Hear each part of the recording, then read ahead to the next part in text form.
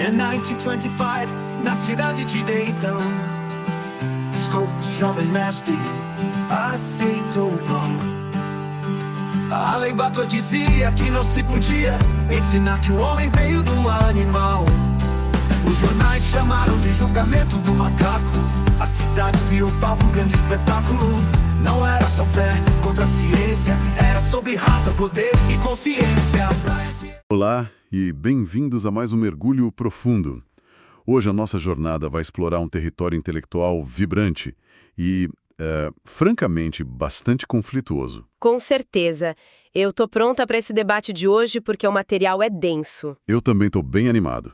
Vamos entrar no intenso debate interno sobre como não acreditar em Deus. E a nossa missão para essa análise de hoje é desvendar uma troca fascinante de comentários em áudio e vídeos. E além de material de suporte, claro, entre dois pensadores brasileiros contemporâneos, o Matheus Benites e o Jorge Guerra Pires. O material que a gente tem em mãos revela uma cisão profunda no mundo secular. De um lado, o que a gente poderia chamar de ateísmo diplomático. Isso. E do outro, o chamado neoateísmo. E as fontes de hoje consistem nessas transcrições diretas dos áudios e vídeos onde eles debatem não só a existência ou não de uma divindade, mas algo bem mais prático, sabe? A postura pública, né? Exato, a postura pública do ateísmo. Eles mergulham na filosofia moral, na sociologia e naquelas intersecções bem complexas com a política e a cultura brasileira. Totalmente. É um material riquíssimo, porque mostra que a forma como se discorda de um sistema de crenças dominante pode ser tão ou mais controversa quanto a própria discordância em si. E quem nos escuta pode estar se perguntando agora mesmo, por que dedicar tempo a uma briga de foice entre intelectuais sobre a semântica de ser ateu? É uma pergunta justa. E a resposta é simples e muito poderosa. Porque essa discussão transcende a religião. Trata-se de como a nossa sociedade lida com críticas severas às suas fundações. Trata dos limites invisíveis do debate público e de como a própria moralidade é construída, policiada e aplicada no nosso dia a dia. Exatamente. Ok, vamos desempacotar isso. Começando com o áudio que serviu de estopim para todo esse debate. A gente tem uma declaração bem incisiva do Matheus Benites, onde ele diz com todas as letras: "Eu sou ateu, mas eu não sou um neo-ateu." Essa distinção que ele faz no áudio é basicamente o alicerce para a gente entender o ponto de partida da disputa. Ele argumenta que rejeita o rótulo de neo-ateu porque, na visão dele, os cientistas e filósofos associados a esse movimento falham metodologicamente. O Benites afirma que o neo-ateísmo trata o teísmo como uma mera superstição, tipo uma fantasia quase infantil e irracional, sabe? E, ao fazer isso, ignora completamente os níveis ontológicos e metafísicos da discussão teológica histórica. Peraí, só um segundo, antes da gente avançar. Quando ele usa o termo níveis ontológicos nesses áudios, para quem está ouvindo agora no trânsito ou na academia, a gente está falando da própria natureza da realidade e do ser, certo? Isso, perfeito. Ele está dizendo que o debate não deveria ser só sobre se o milagre específico aconteceu ou se existe um senhor invisível no céu, mas sim sobre a estrutura fundamental do universo e o conceito de existência em si. Perfeita colocação. A ontologia estuda o ser enquanto ser. E ele argumenta que a tradição teológica, indo lá de Tomás de Aquino até Agostinho, construiu argumentos altamente complexos sobre a natureza da existência, da causalidade e do tempo. Sim. Então, para ele, o teísmo, mesmo que seja incorreto na visão ateísta, ainda é um sistema de pensamento super razoável e intrincado. Logo, deve ser rebatido no mesmo nível de profundidade filosófica. Ele sente que o neoateísmo não faz isso, operando por um certo desconhecimento ou um desdém deliberado pela metafísica clássica. E para provar esse ponto de que é perfeitamente possível debater num nível puramente lógico, elegante e bem polido, ele traz para a mesa um argumento fascinante no material de suporte. Ele escolhe o chamado argumento do ocultamento divino. Formulado pelo John Schellenberg. Exato, o filósofo John Schellenberg. É um raciocínio construído passo a passo. Vamos desenhar isso aqui para quem está acompanhando a gente. Primeiro passo do silogismo. Se Deus existe, dentro da tradição clássica, ele precisa ser perfeitamente amoroso. Ele tem que ser a maximização de todas as virtudes. Certo. Se ele fosse menos que perfeitamente amoroso, não faria jus ao conceito filosófico de Deus. Essa é a primeira premissa fundamental. Ela estabelece aquele padrão de perfeição inerente à definição clássica de divindade, especialmente nas religiões abraâmicas. Não é tipo um deus grego cheio de falhas, mas o ápice do amor e da justiça. Aí a gente vai para o segundo passo, que é onde a engrenagem do argumento realmente gira.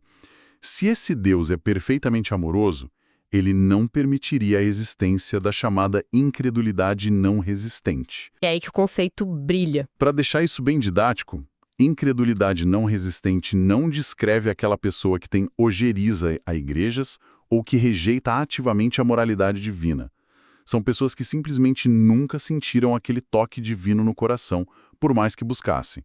Ou, num nível mais extremo, pessoas que literalmente nunca tiveram a chance de ouvir falar da religião. Tribos isoladas, por exemplo. Exatamente, tribos completamente isoladas na Amazônia, ou esquimós em séculos passados que nasceram e morreram sem jamais ouvir a palavra Jesus. Eles não estão resistindo à mensagem, a mensagem simplesmente não chegou a eles.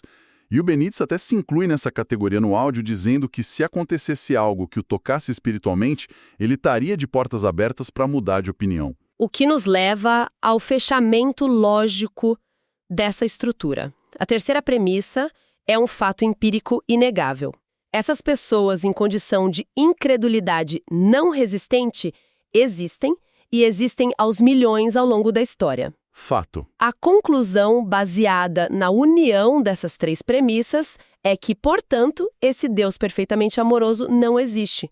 Porque se ele existisse e fosse perfeitamente amoroso, ele deveria ser capaz e deveria querer fazer com que todas essas pessoas crescem nele de forma inata. Mas ouvindo isso, eu fico me perguntando, um teólogo clássico não rebateria isso quase que imediatamente usando a carta do livre-arbítrio? Com certeza. O argumento comum é que a ocultação de Deus é necessária, porque se a divindade fosse óbvia, como a gravidade, não haveria escolha real em amá-lo. Sim, essa é exatamente a defesa teológica clássica. A ideia de que a distância epistêmica é necessária para a liberdade moral. Mas é por isso que o argumento do Schellenberg é considerado tão afiado. Ele foca especificamente na incredulidade não resistente. O foco não é quem escolhe rejeitar, mas quem ativamente quer acreditar e não encontra a resposta, ou quem está impossibilitado de conhecer a premissa. Faz sentido. O que é fascinante aqui é notar a natureza da abordagem do Benítez no áudio. É um argumento incrivelmente polido. Não ofende, não ataca a moralidade dos fiéis, ele entra no campo da teologia usando as próprias regras do jogo para tentar vencer a partida. E é exatamente essa polidez extrema, essa vontade de jogar o jogo com as regras do adversário, que prepara o terreno para a resposta incrivelmente contundente que vem da nossa outra fonte.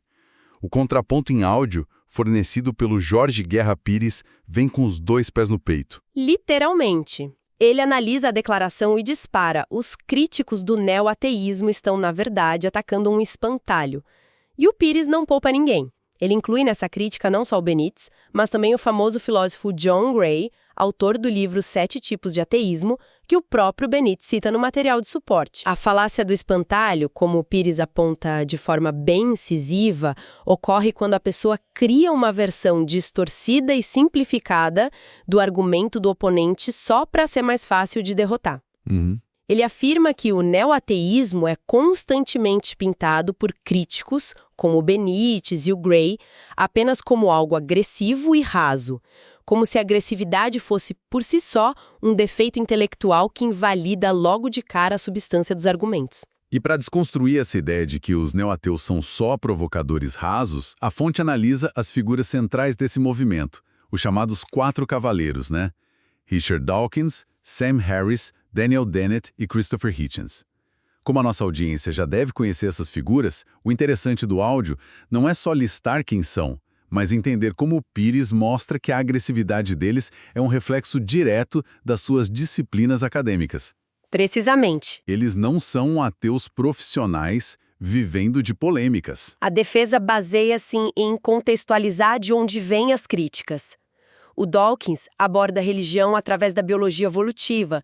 Ele explora a ideia de que a religião pode ser um subproduto evolutivo ou um meme, no sentido literal do termo, uma unidade de informação cultural que se replica. O Sam Harris, com background em neurociência, foca em como crenças dogmáticas moldam o comportamento. O Dennett na filosofia da mente. Exato, investigando como a consciência propicia o pensamento mágico. E o Hitchens, com a bagagem no jornalismo investigativo, dissecou a religião como uma força totalitária operando no mundo real, bem longe das universidades. A fonte reforça que foi quase um acidente histórico eles terem sido agrupados sobre esse rótulo de movimento, simplesmente porque lançaram livros na mesma época, logo após o 11 de setembro.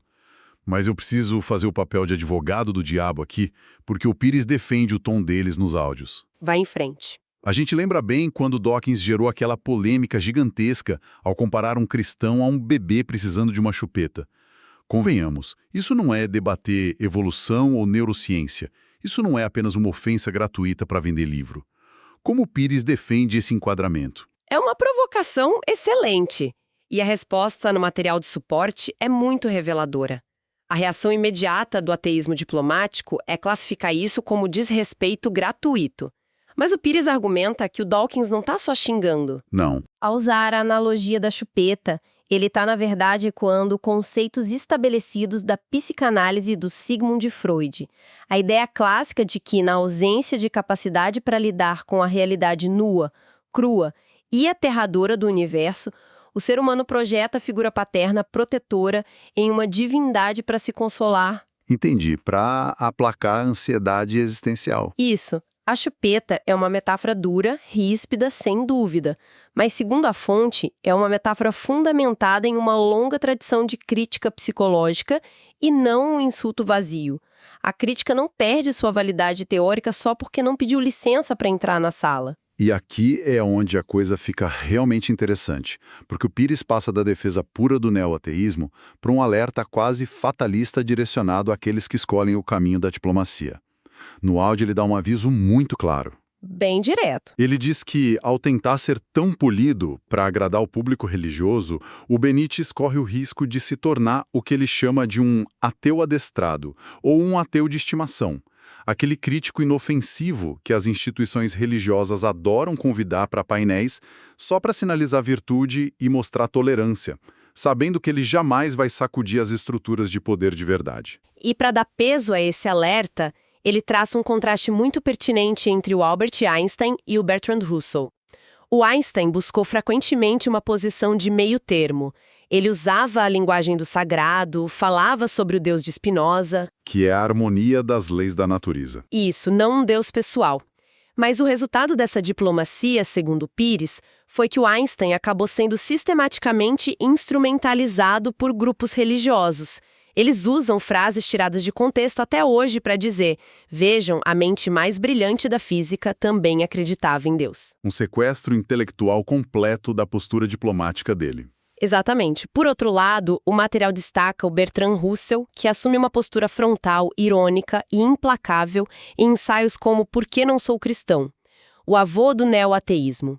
Ele entendia que conceder elogios gratuitos ou demonstrar reverência excessiva apenas dissolvia a eficácia da crítica. O que nos leva à metáfora mais inusitada das nossas fontes de hoje. A ideia de que o cristianismo atua na cultura não apenas como uma crença, mas como uma pereba. Essa palavra é forte. Sim, uma pereba, aquela ferida persistente que parece curada por fora, mas a infecção continua lá. O Pires usa essa palavra no áudio para resumir uma análise histórica bem complexa do livro do John Gray. O argumento é que vários movimentos que se diziam abertamente ateístas do passado, como o bolchevismo na União Soviética, tentaram erradicar a religião à força, mas acabaram absorvendo e replicando as exatas mesmas estruturas de poder da religião. É uma dinâmica histórica bem documentada. O bolchevismo criou seus próprios santos intocáveis, como o Lenin, estabeleceu dogmas inquestionáveis e suas próprias inquisições e expurgos. A religião sofreu uma mutação e infectou o Estado secular por dentro, como a tal pereba.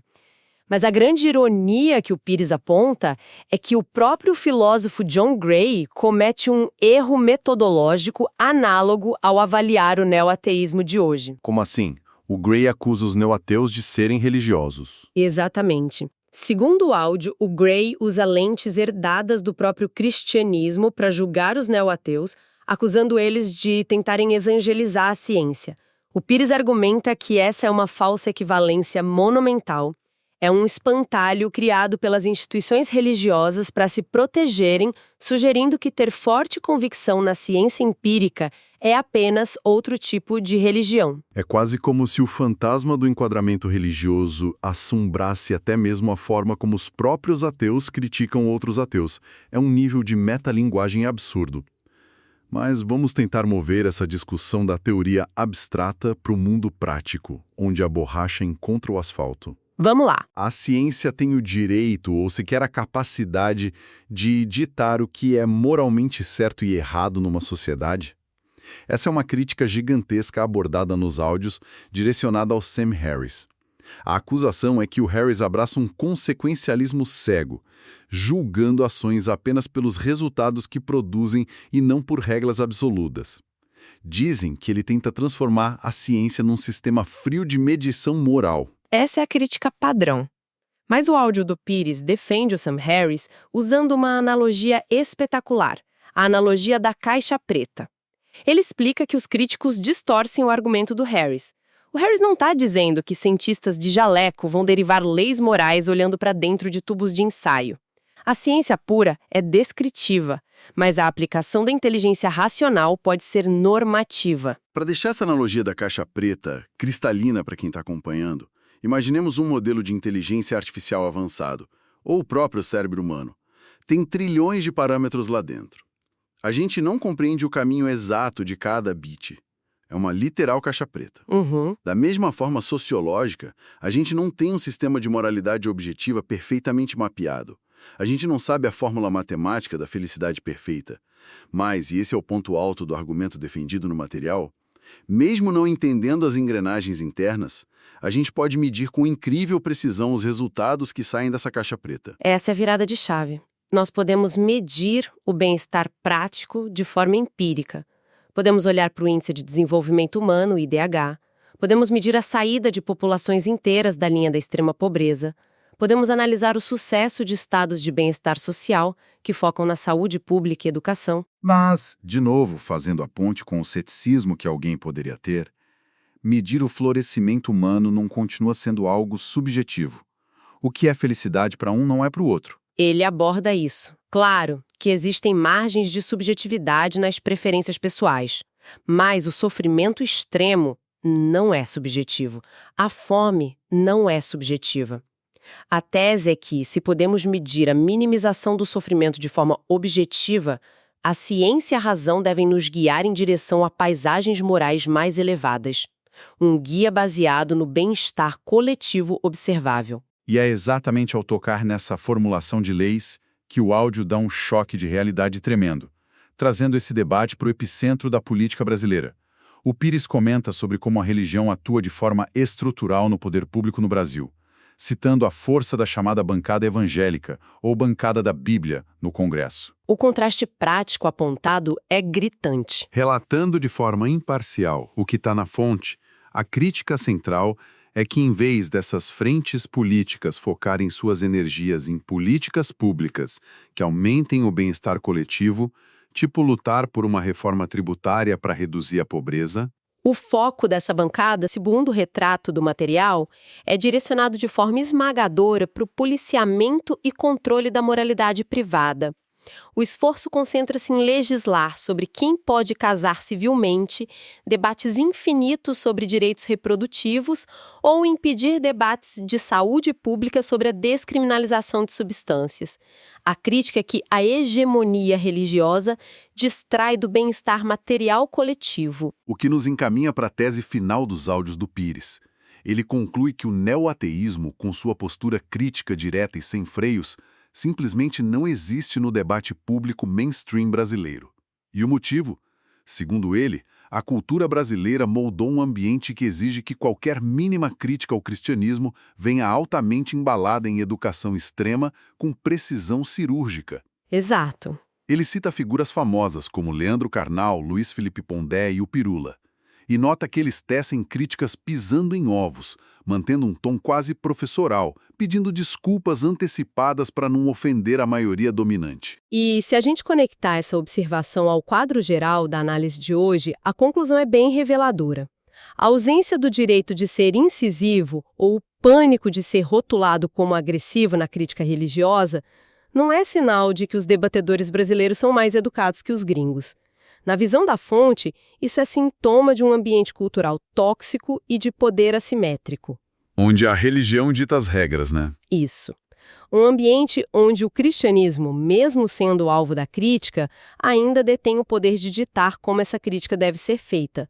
A exigência de que o pensador secular seja impecável e inofensivo demonstra quem realmente detém a faca e o queijo na mão na arena pública. Então, o que tudo isso significa para nós depois de dissecar esses áudios?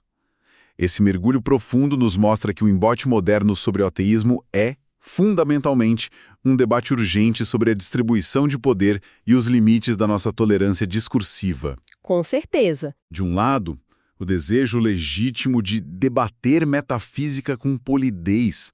Do outro, a urgência visceral de criticar estruturas imensas de poder político e cultural sem pedir desculpas e sem precisar vestir uma camisa de força de polidez excessiva. A fricção constante entre a diplomacia para ser ouvido e a franqueza brutal para expor os problemas é o verdadeiro motor dessa discussão. E, para encerrar nossa análise, eu queria deixar uma reflexão final para quem nos ouve levar para o resto do dia. Uma reflexão construída a partir de tudo que a gente discutiu hoje, dando um passo além. Manda. Pensa comigo. Se a gente vive numa sociedade onde a crítica a um sistema de crenças exige uma cautela impecável, uma evocação extrema e pisar em ovos constantemente, enquanto os defensores desse mesmíssimo sistema têm passe livre para moldar e ditar as leis que governam a todos nós, será que a verdadeira fé cega não está na nossa própria crença de que o debate público é um campo neutro? Nossa, um encerramento de explodir a cabeça. O campo está longe de ser neutro. Agradeço imensamente a toda a nossa audiência pela companhia atenta em mais esse mergulho profundo nos materiais e áudios de hoje. Até a próxima.